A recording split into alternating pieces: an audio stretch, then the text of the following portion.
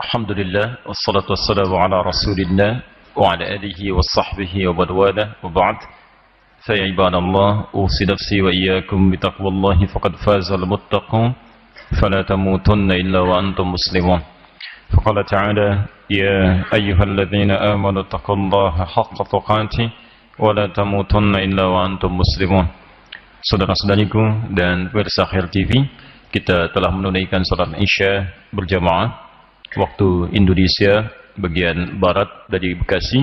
Kita bermohon pada Allah Subhanahu wa taala semoga salat yang telah kita tunaikan diterima oleh Allah Subhanahu wa taala dengan penerimaan terbaik.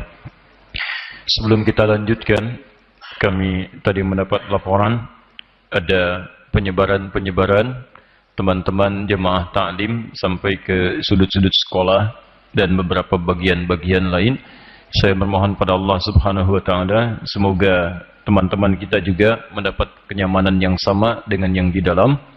Karena itu saya mintakan kepada teman-teman panitia dari masjid, mohon yang dari Insan Mart itu dibuka saja, minuman-minuman bisa disebarkan sehingga tidak merasakan kehausan. Kalau ada yang bawa anak-anak nanti ke Insan Mart aja ya, beli makanan-makanan kecil, tidak usah beli, minta aja, nanti kita yang ganti ya. Yang bawakan nanti ada susu yang dingin macam-macam supaya anaknya juga merasakan kenyamanan dalam taklimnya. Dan bagi yang datang jauh-jauh, yang sekitaran, kita ada program ojek soleh, nanti ambil saja sebagian dari tiketnya, nanti ambil dari panitia, berikan kepada ojek soleh, insya Allah diantarkan sampai tujuannya yang sekiranya bisa dijangkau lewat ojek. Ya, kalau dari Kalimantan, dari Lampung, gak usah pakai ojek ya, nggak akan nyampe saya kasih tahu. Yang agak jauh, ini mungkin baru saya sampaikan hari ini, nanti tidak ada masalah. Kalau antum datang, saya perhatikan yang dari Depok, dari Tangerang, dari macam-macam. Kalau memang datang bersama-sama, nggak ada kendaraan, antum pakai angkot nggak ada masalah. Mintakan, sini nanti saya ganti untuk angkotnya. Antum datang sama-sama, biarin angkotnya, sopirnya ikut ngaji aja. Datang ikut ngaji, tak pulang kita kasih beras, kita kasih macam-macam. Jadi antum nanti pulang juga bisa dengan kendaraan yang nyaman. Dan juga kalau bisa satu mahram, kalau perempuan dengan perempuan lagi, ya naik angkot yang baik. Nanti di sini kita ganti untuk ongkos dan sebagainya. Baik, saya tidak ingin ada hal-hal yang tidak menyenangkan ketika antum belajar. Ya, termasuk yang di beberapa tempat yang saya mengisi, saya lebih senang kalau anggaran-anggaran yang antum gunakan untuk kepentingan jemaah. Ya, saya tidak pernah meminta apapun. Saya lebih senang antum gak usah berikan amplop macam-macam, tapi isi amplopnya berikan aja makanan ringan, minuman dan sebagainya, dan sebarkan bagi orang yang belajar. Insya Allah mudah-mudahan lebih nyaman antum belajar. Baik, kita lanjutkan pertanyaan berikutnya. Itu batuk ya. Baik, ada pertanyaan dari Kalimantan. Bismillah, assalamualaikum warahmatullahi wabarakatuh. Waalaikumsalam warahmatullahi wabarakatuh. Kita ulang kembali. Jika ada perempuan yang qadar Allah dititipi Allah Subhanahu wa taala seorang suami yang selama belasan tahun gemar berjudi, bahkan sang wanita rela dipoligami agar suami terhindar dari zina. Sudah 3 tahun keadaan berbalik, sang wanita yang mencari nafkah. Jika wanita tersebut tidak kuat lagi dan ingin berpisah, apakah itu artinya ia tidak lulus atas ujian Allah? Dan apakah itu tandanya ia tidak sabar hingga akan kehilangan peluang masuk surga? Allah jazakum khair. Pertama, saya bermohon pada Allah Subhanahu wa taala agar setiap persoalan-persoalan yang kita hadapi, seberat apapun itu, diberikan oleh Allah jalan keluar terbaik yang dengan itu diberikan keberkahan-keberkahan dalam kehidupan kita. Pertama, saya ingin sampaikan dulu bahwa setiap kita pasti punya masalah. Karena kehidupan, sering saya katakan, itu akan berbanding lurus dengan masalah. Jangankan Anda yang telah menikah, yang belum menikah pun pasti punya masalah. Pasti itu. Jangankan yang single, status jomblo pun punya masalah. Baik, yang sudah menikah pun punya masalah. Ada persoalan dengan pribadi, ada persoalan mencari jodoh, sudah punya jodoh ketemu masalah juga, dan sebagainya. Karena hidup berbanding lurus dengan persoalan. Quran surah kedua ayat 155, paling kiri sebelah atas. وَلَنَبْلُوَنَّكُمْ بِالشَّيْءٍ. Dan setiap kalian yang hidup, kami akan uji dengan berbagai persoalan kehidupan. Nah, sifat masalah itu disebut oleh Allah sebagai ujian. Lihat, dalam bahasa Arab itu ada muskilah, ada masalah, ada bala, itu beda. Kalau masalah, ujung bentuk persoalannya. Muskilah, bentuk kesulitannya. Tapi kalau bala, itu ujian. Perhatikan baik-baik. Beda antara masalah dengan ujian. Ujian, sifatnya ketika diberikan, itu konotasinya pasti positif. Kalau masalah, bisa terbagi dua. Bisa positif, bisa negatif. Baik, contoh. Ketika anak-anak di sekolah diberikan ujian, bukankah itu positif? Dari ujian itu, ada indikator-indikator yang mengukur tingkat keberhasilan seorang anak ketika mendapatkan pengetahuan. Kalau tidak diuji, bagaimana kita bisa mengetahui anak itu berhasil dalam hal menuntut ilmunya? Anak SD mau lulus SD naik ke SMP lewat ujian dulu. Begitu lulus ujian, diterima dia masuk kadarnya. Boleh masuk SMP karena dia kadar pengetahuannya sudah setaraf dengan pendidikan di SMP. Apa indikatornya? Lulus dalam ujian. Ujian-ujian yang diberikan pada anak itu masalah untuk anak itu. Ketika dia selesaikan masalah-masalah dimaksud, lulus dia meningkat kualitas pendidikannya, setaraf keilmuannya dengan tingkat yang lebih tinggi lagi. Lulus lagi, naik lagi. Lulus lagi, naik lagi. Karena itu, setiap kata yang menggunakan kata bala atau ibtila, itu umumnya ujian yang disebutkan untuk meningkatkan kualitas kehidupan, bukan untuk menghadirkan masalah bagi kehidupan antum. Pahami dulu ini. Kalau sudah paham dengan konsep ini, maka antum mengerti bahwa dalam Al-Quran ketika Allah memberikan persoalan pada kehidupan kita, bentuknya tidak pernah menggunakan kata masalah, bentuknya tidak pernah menghadirkan muskilah, tapi selalu menghadirkan kata ibtila, bala, dan seterusnya. Ini menunjukkan bahwa saat Allah menurunkan ujian-ujian kehidupan dalam bentuk masalah, Allah tidak menginginkan hidup antum bermasalah. Tapi dengan masalah itu ingin menjadikan kualitas hidup kita meningkat sehingga menjadi semakin baik dalam kehidupan kita. Paham sampai sini? Baik. Kita masih beruntung kalimatnya menggunakan bala. Bala walanabluwannakum sekali. Sebab kalau bertambah dengan tambahan yang lain jadi meningkat level ujiannya. Contoh, kita bandingkan dengan ujian Nabi Ibrahim. Quran surah kedua Al-Baqarah ayat 124, paling kanan di pertengahan. Wa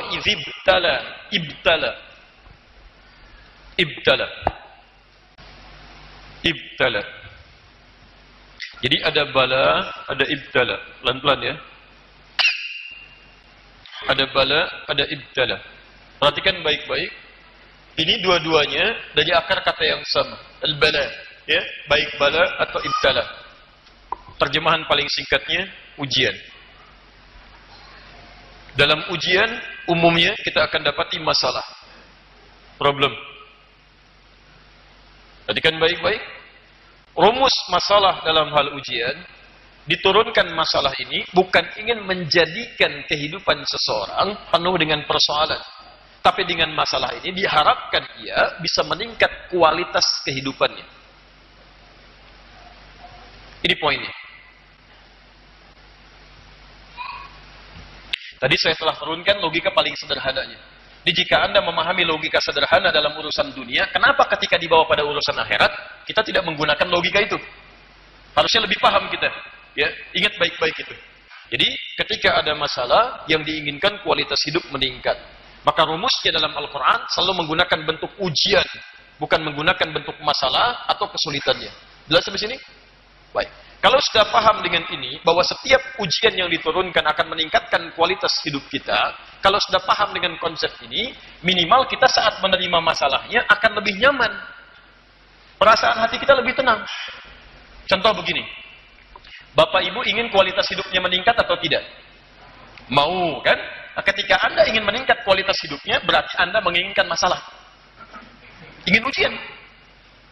Ya, jadi kalau Anda ingin mendapatkan peningkatan kualitas hidup, ingin lebih baik lagi, ingin lebih dekat dengan Allah, ingin disayang Allah, level kehidupan Anda ingin meningkat. Berarti Anda menginginkan ujian supaya lulus dari ini kualitas bisa meningkat. Paham? Baik. Anda pengen jadi manajer atau direktur? Direktur. Bagaimana bisa jadi direktur kalau Anda tidak diuji? Ada ujiannya, ada levelnya. Level direktur beda dengan manajer.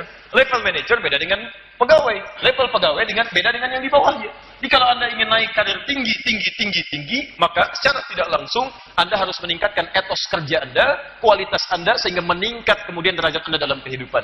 Pun demikian dengan Allah Subhanahu wa Ta'ala. Ada peningkatan kualitas hidup di rumah tangga, ada peningkatan kualitas hidup di kehidupan sosial, dan sebagainya. Ketika Allah menginginkan seorang hamba meningkat kualitas hidupnya, maka yang Allah berikan, maaf, bukan kesenangan hidup, tapi ujian. Disitulah kemudian Nabi SAW menyampaikan, Innallaha idza ahabba abdan ibtala. Kalau Allah mencintai seorang hamba, maka yang diberikan pertama kali itu bukan kesenangan, tapi ujian. Maka ambil rumus ini, ketika Anda sedang mendapati ujian sebesar apapun, itu tandanya Allah sedang menurunkan cintanya kepada Anda. Ya. Pertanyaan saya, siapa di antara kita yang tidak ingin dicintai Allah? Boleh angkat tangan. Saya langsung suruh pulang. Jauh-jauh datang ke sini. Baik, Anda ingin dicintai Allah? Nah, kalau Anda ingin dicintai Allah, itu rumusnya adalah Anda harus siap menghadapi ujian-ujian dalam kehidupan. Perhatikan, lihat baik-baik, lihat baik-baik. Nanti saya turunkan cara-caranya. Bentuknya ada dua. Ini yang standar, bala. Quran, surah kedua, ayat 155. Walanabluwannakum bisyai'. Setiap yang hidup kami uji dengan ujian-ujian standar, supaya meningkat kualitas kehidupannya. Apa diantaranya? Khauf, khawatir. Ju', lapar. Wa naqsi minal amwal, harta berkurang. Wal anfus, mulai sakit sampai ada yang meninggal. Wat thamarat, kehilangan hasil pekerjaan yang telah lelah dilintis, ya. Dari awal dirintis, ikut tender, nanam modal, tiba-tiba hasilnya dirampas oleh orang lain. Ada yang demikian. Itu sederhana. Kalau semakin meningkat ujiannya, semakin besar, maka rumus kalimatnya menggunakan yang ini, ibtala. Di bala ini yang standar, ibtala ini semakin tinggi. Semakin tinggi. Dalam kaidah bahasa Arab ada kaidah berbunyi begini, ziyadatul mabna tadullu ala ziyadatil ma'na. Kalau huruf bertambah dari yang standar, dari akar kata, ini menunjukkan maknanya berubah lebih tinggi lagi. Ya, bala ini yang standar.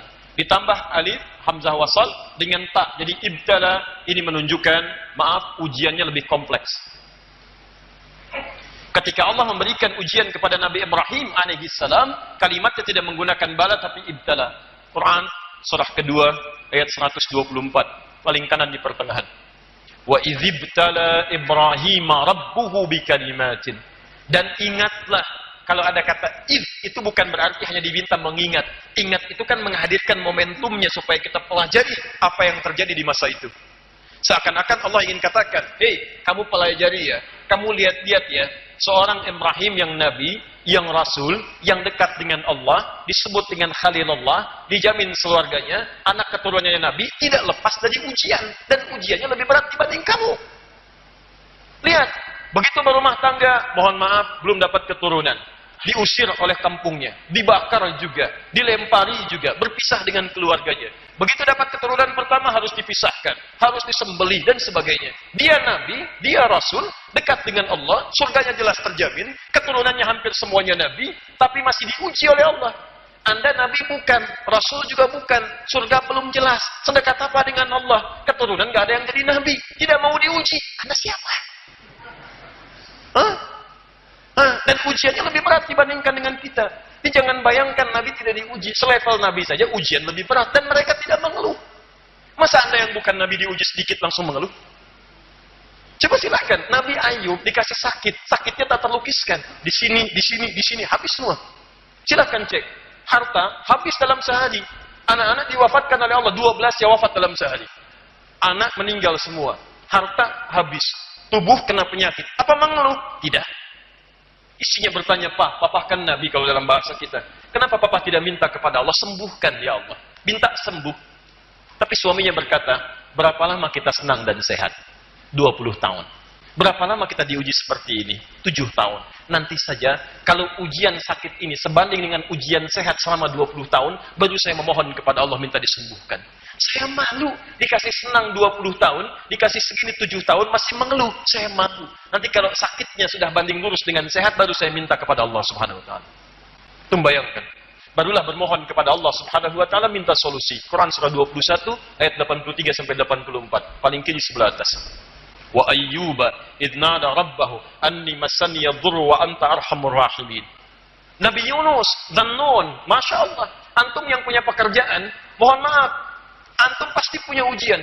Ada yang iri, ada yang dengki, ada yang ingin menyingkirkan, menyungkurkan. Bukan cuma antum. Nabi Yunus lebih dahsyat dibandingkan antum. Punya pekerjaan beliau, berdakwah, naik ke perahu, diundi, dilempar ke laut, sampai dimakan dengan ikan paus. Ikan paus nelan Nabi Yunus alaihissalam. Apa mengeluh? Apa protes dan sebagainya? Saya tanya kepada antum, siapa yang pernah masuk perut ikan paus? Gak ada. Nabi Yunus masuk perut ikan paus, berpikir kepada Allah. Antum yang ujiannya gak sampai segitu, kenapa antum meninggalkan zikir kepada Allah? Makanya ketika Allah menyelamatkan Nabi Yunus, Allah tawarkan tawaran serupa. Wa kadzalika nunjil mu'minin. Kalau ada orang beriman mengalami persoalan seperti Yunus alaihissalam. Teman-teman, lihat kalimatnya, ya. Ketika Allah mengeluarkan Nabi Yunus dari perut ikan paus, kalimat Qur'annya tidak mengatakan saya keluarkan dari perut ikan paus. Kalimat Qur'annya mengatakan saya keluarkan dia dari awan gelap yang menyelimuti. Quran ingin memberikan gambaran bahwa ada orang-orang di masa yang akan datang mengalami peristiwa yang tidak sama, tapi substansinya sama. Saya tanyakan kepada Anda, kalau Anda masuk perut ikan paus, gelap atau terang? Sudah pernah masuk? Ya. Sempit atau luas? Pengap, sempit, gelap. Nah ini, Quran ingin memberikan bahasa kiasan. Anda bacanya pakai ilmu balaghah. Di nanti ke depan, walaupun tidak masuk ke perut ikan paus, ada orang, ada yang lain. Lihat 11 tahun, belasan tahun dan sebagainya. Masya Allah, luar biasa. Kalau orang lain baru 11 hari, mungkin sudah mengeluh. Anda bisa 11 tahun. Artinya apa? Allah memilih Anda karena cuma Anda yang sanggup, yang lain tidak. Makanya ketika Anda sedang punya persoalan seberat apapun, coba ingat ayat ini. La yukallifullahu nafsan illa wus'aha. Memang cuma saya yang dipilih oleh Allah, karena saya punya kesanggupan, yang lain tidak. Saya sering katakan, kalau Anda punya masalah seberat apapun, jangan mengeluh. Ya Allah, why me? Kata Allah, why not? Kenapa tidak?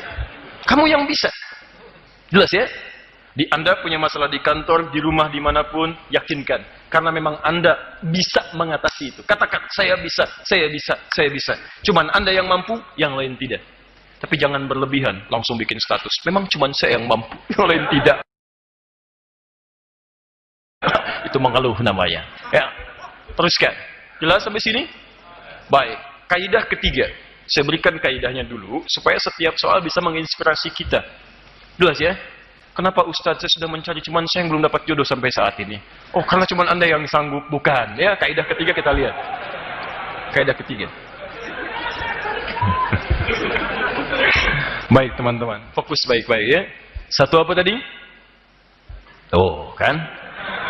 Setiap ujian ditujukan untuk meningkatkan kualitas hidup. Kalau sudah paham dengan rumus pertama, antum tidak akan mengeluh insyaallah. Kedua, ujian hanya diberikan pada yang sanggup. Yang tidak sanggup tidak akan dititipkan. Paham? Ketiga, setiap ujian yang sulit akan selalu bersanding dengan solusi yang mudah. Ini rumusnya. Setiap ujian yang sulit akan bersanding dengan solusi yang mudah. Baik, kita hafal ayatnya. Inna ma'al usri yusra. Lihat, fa inna ma'al usri yusra. Surat Al-Insyirah, alam nashrah laka sadrak. Kita sudah mengerti dan paham itu ayatnya. Inna ma'al usri. Setiap ada kesulitan, yusra akan bersanding dengan solusi yang paling mudah. Dan sifat Allah tidak pernah menginginkan sulit bagi hambanya. Sifat Allah. Quran surah kedua Al-Baqarah ayat 185. Paling kiri, lihat di tengah ayatnya. Yuridullahu bikumul yusra wala yuridu bikumul usra. Allah menginginkan setiap hamba itu mudah dalam kehidupannya dan tidak berkehendak setiap hamba mengalami kesulitan hidup. Jadi kalau Anda mengalami kesulitan dalam kehidupan tidak pernah tuntas, yang salah bukan Allah, yang salah Anda, karena Anda tidak pernah mau keluar dari kesulitan itu. Atau yang kedua, Anda ingin keluar tapi tidak pernah mengambil cara yang Allah berikan. Makanya jadi susah. Itu masalahnya. Nah, rumus ini secara psikologi itu memberikan ketenangan pada jiwa. Kalimat paling gampangnya begini. Bahasa Quran kalau mau diterjemahkan dengan bahasa psikologi, paling gampangnya begini. Begitu punya masalah, katakan, pasti selesai. Insya Allah selesai. Insya Allah mudah. Kalimat meningkatkan kualitas kehidupan. Insya Allah saya sanggup. Insya Allah selesai. Setidaknya memberikan kekuatan pada diri kita untuk menghadapi persoalan dibandingkan mengeluhkannya. Itu kalimat pertama untuk menenangkan dalam jiwa kita. Paham? Jadi kalau sedang punya masalah, katakan, insya Allah, Allah menginginkan yang terbaik untuk kualitas hidup saya. Tidak mungkin Allah menguji kalau saya tidak sanggup. Insya Allah selesai. Insya Allah mudah. Bismillah. Jelas? Tapi masalah tidak akan selesai sampai sini saja. Ini sekedar memberikan ketenangan ketika kita mendapatinya. Lanjutannya, turunkan bentuk ikhtiar dalam mengatasinya. Baik, bagaimana cara ikhtiar mengatasinya? Baik, pertama, pelajari tingkatan masalahnya. Quran surah kedua ayat 214, posisi paling kanan sebelah bawah.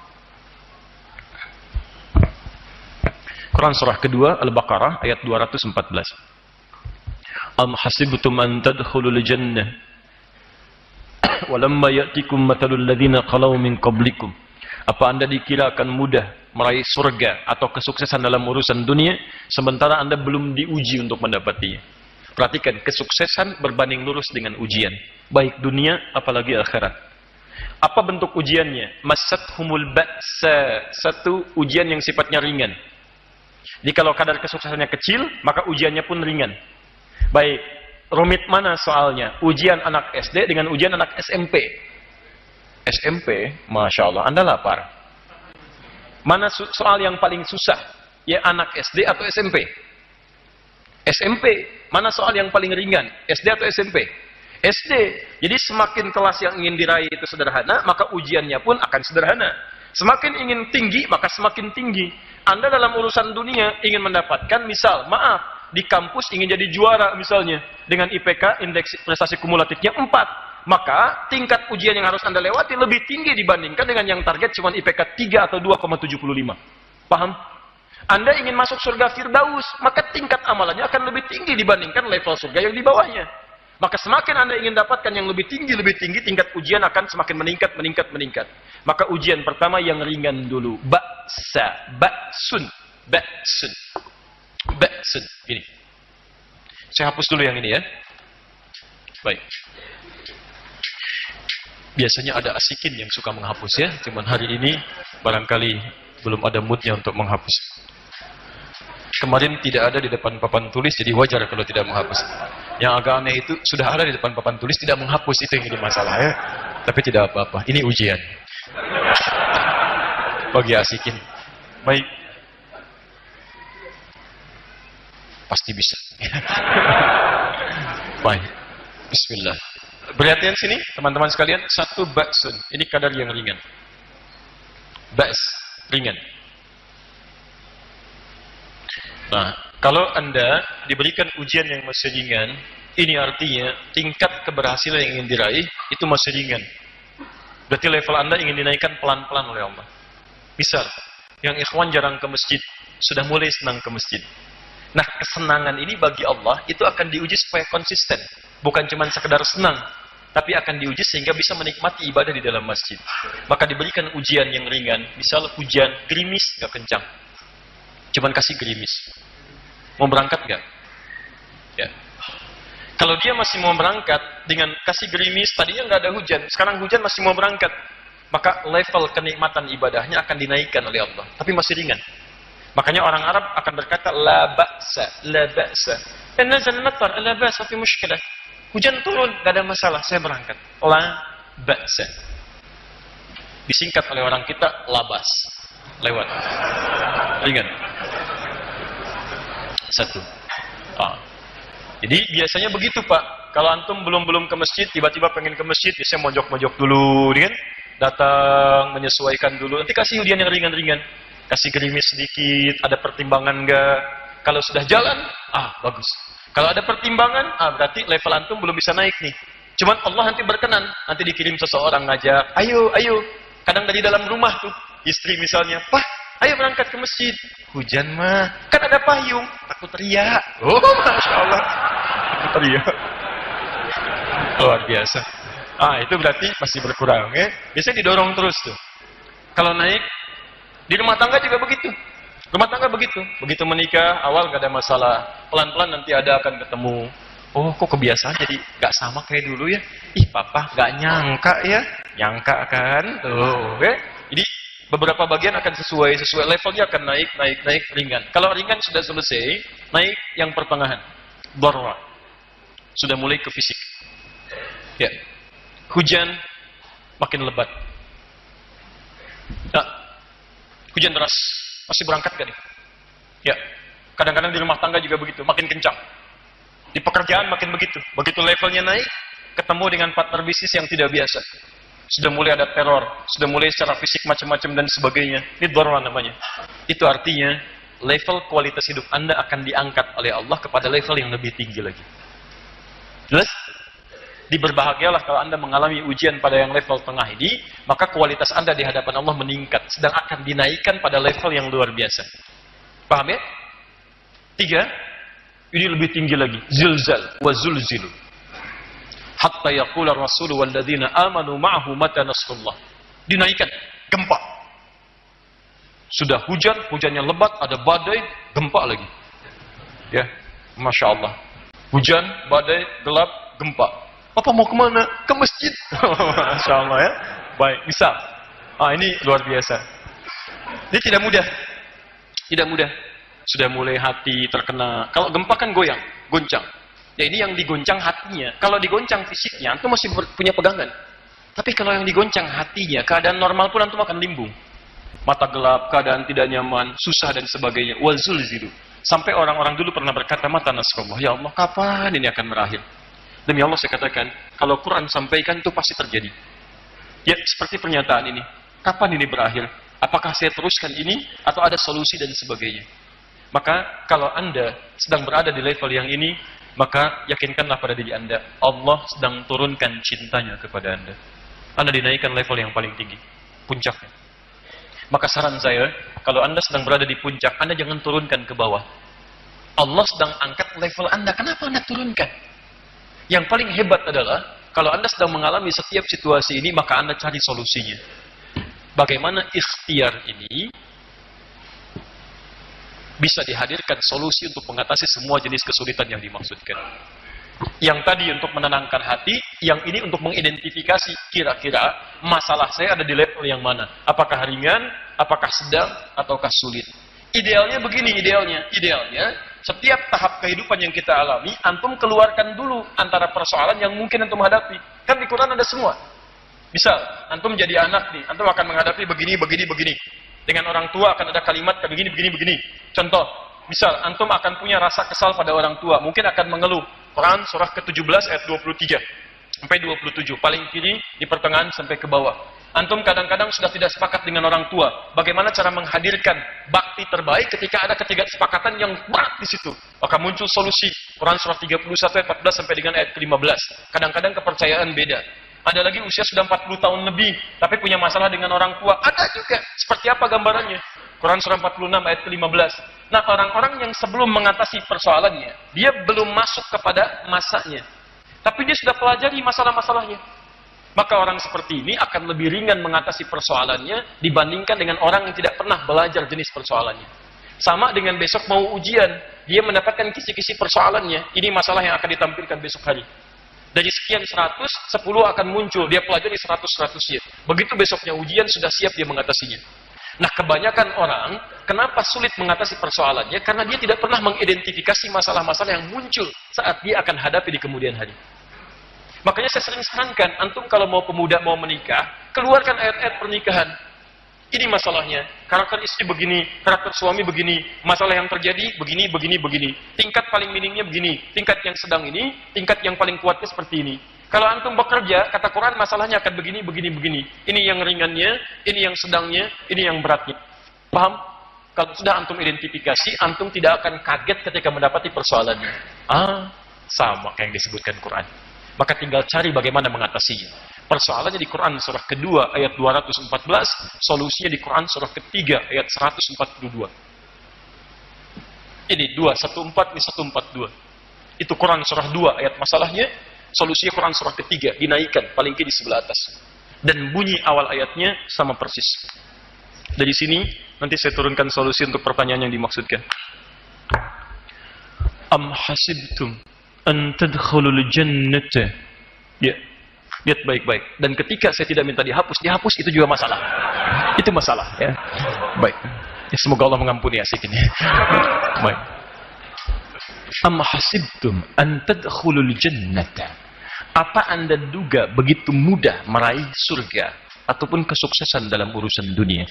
Karena jannah itu kalau disebutkan di Quran itu bisa dua. Bisa kesuksesan dalam bentuk urusan dunia, bisa kebahagiaan tertinggi saat kita berada di akhirat, yang diartikan dengan surga. Asalnya jannah itu keberhasilan yang belum kita dapati, belum kita raih. Ya, nanti kalau orang Arab punya kebun-kebun yang indah, kebun yang baik dan sebagainya, maka mereka biasa sebut dengan jannah. Ya, punya anggur, punya macam-macam dan sebagainya, mereka sebut dengan jannah. Seperti halnya kita ingin masuk surga mendapatkan kenikmatan yang sangat indah disebut dengan jannah. Apa Anda kira begitu mudah meraih kesuksesan dunia apalagi akhirat? Walamma ya'lamillahu alladhina jahadu minkum wa ya'lamas sabirin. Rumusnya cuma dua dalam ikhtiar. Satu, sementara Allah belum melihat sepenuhnya tentang kesungguhan Anda dalam mengatasi ujian dimaksud dan kesabaran Anda dalam melewatinya. Cuma dua kata Quran. Nih, kalau antum punya masalah, identifikasi, solusinya dua. Satu, jahadu minkum. Kedua, ya'lamas sabirin, sabar. Lihat baik-baik ya.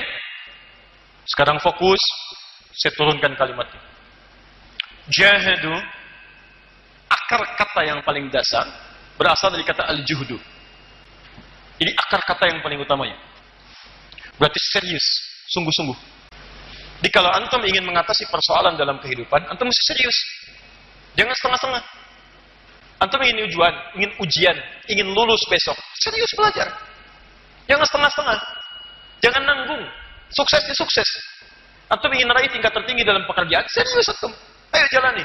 Serius belajar, serius ikut diklat, serius training, serius. Semua yang dikerjakan dengan serius dan cinta dalam mengerjakannya, itu lebih mudah mencapai tujuan dibandingkan yang setengah-setengah. Nah sekarang bagaimana menurunkan sifat keseriusan itu? Kalimat al-juhdu, nanti kembali kepada bentuk ini, itu terdiri dari 3 turunan. Lihat turunannya. 1, dari sini muncul kata ijtihad. Kesungguhan dalam merencanakan. Buat planning dulu. Punya rencana. Saya besok mau ke masjid subuh. Masjid mana? Petakan. Alhamdulillah, saya mau ke Al-Azhar, Kalimalang. Ustaz, Anda tinggal di mana? Saya di Pekayang. Subuh besok jam berapa? 4? 49, 47, 411, 412. Masya Allah ya. Kayak skor bola aja nanti bagaimana. Ya, ambillah tengah-tengah. Misal, 410. Perjalanan dari Pekayon ke Al-Azhar. Ya, Al-Azhar di Kalimalang. Berapa lama dari sini ke Kalimalang? 10 menit, 11 menit, 12 menit. Ukur antum punya apa untuk berangkat. Punya motor, 5 menit nyampe. Punya sepeda, 7 menit nyampe. Antum nggak punya motor, nggak punya sepeda. Ya, jalan kaki berapa menit nyampe sana? Bisa 15 menit. Adzan subuh 4:10. Taruhlah kendaraannya kita tidak punya. Kita 15 menit sampai di sana. Sampai di sana itu kan pas waktu sholat, adzan berkumandang. Bukan baru adzan, kemudian berangkat. Allahu Akbar, berangkat. Nyampe sana, gak dapat antum subuh. Jelas ya? Antum rencanakan, adzan 4:10. Saya bangun sejak awal dari tahajud dulu. Saya berangkat dari jam 4. Asumsinya apa? Adzan 5 menit. Jadi begitu adzan 10, tambah 5 menit, 15 menit. Jadi ketika saya sampai, adzan baru selesai. Sholat. Paham ya? Baik, jangan asumsi komat, antum ketinggalan sholat sunnah. Jadi ketika antum berangkat, 15 menit sampai di tujuan. Ini rencana. Di semua hal yang antum kemudian akan hadapi dalam kehidupan, bikin perencanaannya. Oh, saya ada begini-begini, masalah saya begini. Identifikasi, buat rencana terbaik. Kedua, jihad. Jihad itu perjuangan fisik. Setelah ada rencananya, wujudkan dalam bentuk perjuangan fisiknya. Lakukan. Rencana besok berangkat ke Al-Azhar jam 4. Sampai di sana 4:15, insya Allah ngambil saf yang pertama untuk menunaikan sholat subuh. Bisa dapat 2 rakaat pertamanya dulu. Wah, konsepnya bagus, tuliskan. Begitu bangun, jam 5. Maka tidak konsisten. Ya, ini mesti ada konsistensi. Jangan cuma jadi konseptor yang bagus. Konsep begini. Kita sayang, setelah berumah tangga, kita akan jadi keluarga penghafal Quran. Masya Allah, mushafnya nggak ada, kan? Nggak ada apa-apanya. Terus arahnya berubah, nggak akan jadi. Ya cuman ide doang. Kalau cuman ide, yang lain juga bisa. Maka ayo turunkan dalam bentuk perjuangan fisik. Turunkan, beli perangkatnya, hadirkan macam-macamnya dan sebagainya. Identifikasi. Ya, termasuk ini. Apa penyebabnya? Ya, buat pemetaannya, lakukan pendekatan-pendekatannya. Ketiga, ini yang paling baik. Mujahadah. Perjuangan melawan gejolak jiwa. Karena tidak akan selamanya hati kita itu terus pada frekuensi yang sama. Ya misalnya sabar, maaf, semangat terus, semangat. Kadang-kadang naik turun. Naik turun. Antum jangan dikira ikut ta'lim atau ke masjid, itu selamanya semangat. Tidak. Nanti begitu awal-awal, ya semangat. Pertengahan agak menurun, tiba-tiba agak malas. Ya, apalagi kalau niatnya berubah. Ke masjid misalnya untuk mencari pasangan hidup, Masya Allah. Begitu sampai di masjid ketemu pasangan. Sudah hidup, gak ke masjid lagi. Itu jadi masalah. Ya, macam-macam. Ada untuk jualan dan sebagainya. Begitu nyampe ke masjid, ketika jamaah banyak datang. Ketika nggak ada, antum nggak jualan. Tujuannya beda. Ketika orientasi-orientasi berbeda, ini yang muncul. Mujahadah. Ayo, lawan. Malas, lawan. Ya, turun semangat, lawan. Begitu antum bisa mengatasi ini semua, ijtihad rencanakan, identifikasi masalahnya, jihad dengan prakteknya, kemudian mujahadah atasi pergolakan jiwa, dan sabar menjalaninya. Ketika sabar menjalani ini semua, Allah turunkan solusi. Ini poinnya. Contoh prakteknya. Ini, langsung ke persoalan ini. Saya sudah berumah tangga 11 tahun, pertanyaan tadi. Kemudian, beliau sudah identifikasi masalahnya. Selama 3 tahun sudah berubah, apa solusi yang harus saya tempuh? Pertama tadi, ya Allah berikan ujian untuk meningkatkan kualitas kehidupan. Alhamdulillah. Tidak ada ujian yang diberikan kalau Anda tidak sanggup. Alhamdulillah Anda diberikan kesanggupan sampai 11 tahun dan sebagainya. Tidak ada persoalan tidak selesai. Insya Allah selesai. Sekarang kita jalani bentuk ikhtiarnya. Pertama, identifikasi bentuk masalah. Lihat kebiasaan dan sebagainya. Mungkin atau tidak. Apa tawaran Quran yang pertama? Quran surah ke-66 ayat 11. Ini solusi yang langsung kita berikan. Quran surah ke-66 ayat ke-11. At-Tahrim ayat yang ke-11. وَضَرَبَ اللَّهُ مَثَلًا لِلَّذِينَ آمَنُوا امْرَأَةَ فِرْعَوْنَ. Dan Allah memberikan perumpamaan yang sangat indah bagi orang-orang beriman, yaitu contoh istrinya Fir'aun. Siapa istrinya Fir'aun? Asya. Pertanyaan saya, kenapa tidak disebutkan langsung namanya Asya, tapi disebutkan istrinya Fir'aun? Ini yang mau saya berikan rumusnya. Dalam kaidah tafsir, jika ada persoalan dihadirkan dalam Al-Quran, langsung disebutkan namanya, bahkan lengkap dengan bin-bintinya, ini menunjukkan persoalan dimaksud hanya akan menimpa orang itu, tidak akan terjadi di masa depan. Contoh Maryam. Wa Maryam ibnata Imran. Maryam, anak perempuannya Imran. Ketika disebutkan langsung ke binti Imrannya, ini menunjukkan peristiwa itu hanya terjadi pada Maryam binti Imran. Tidak akan lagi terjadi pada perempuan-perempuan lain. Apa itu? Mengandung dan melahirkan tanpa disentuh laki-laki manapun. Walam yamsasni bashar. Tidak disentuh. Ingat, kalau yang melahirkan tanpa bapak, itu banyak. Tapi yang melahirkan tanpa disentuh laki-laki manapun, itu cuma Maryam binti Imran. Jelas ya? Jadi kalau ada yang ngaku-ngaku Maryam, di zaman kini, mengaku saya juga bisa mengandung, melahirkan tanpa bapak. Nama saya juga Maryam. Maryam binti apa? Binti Asep. Misalnya itu bukan. Yang benar binti Imran, ya, yang lain tidak. Tapi kalau Anda menemukan dalam Quran namanya tidak disebutkan nyata, inisial atau gelar, ini menunjukkan peristiwa itu akan terjadi lagi di masa depan dengan, awas, kejadian yang sifatnya berbeda tapi substansinya sama. Fir'aunnya memang sudah nggak ada, tapi kelakuannya masih ada. Itu.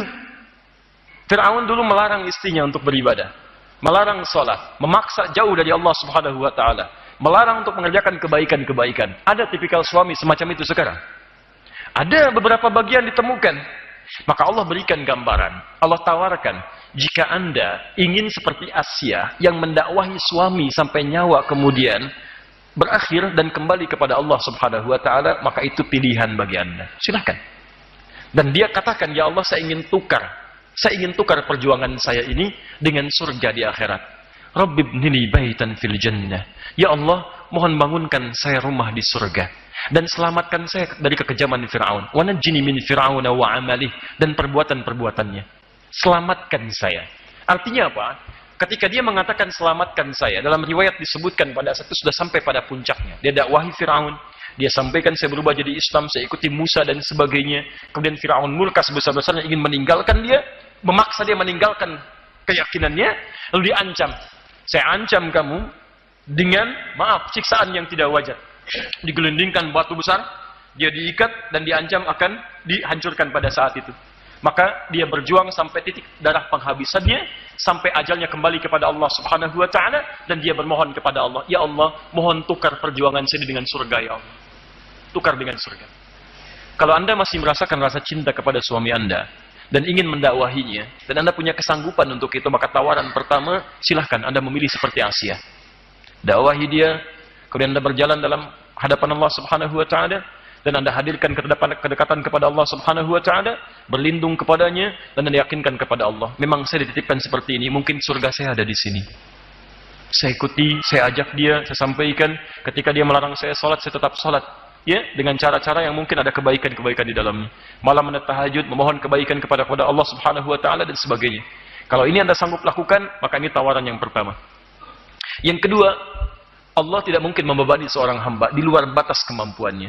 Kalau memang Anda merasa tugas dari Allah dititipkan kepada Anda 11 tahun ini, dan 3 tahun jadi 14 tahun, Anda telah berusaha, dan Anda yakinkan pada diri Anda bahwa level Anda tidak harus sampai kepada merubah dia menjadi lebih baik, tapi level Anda memberikan nilai-nilai kebaikan pada dia, dan mungkin dari sisi ini ada tahapan-tahapan yang bukan Anda yang harus meluruskannya, tapi orang lain. Maka Anda bisa memilih yang kedua. Apa itu? Tawaran dari Allah untuk mengajukan khulu.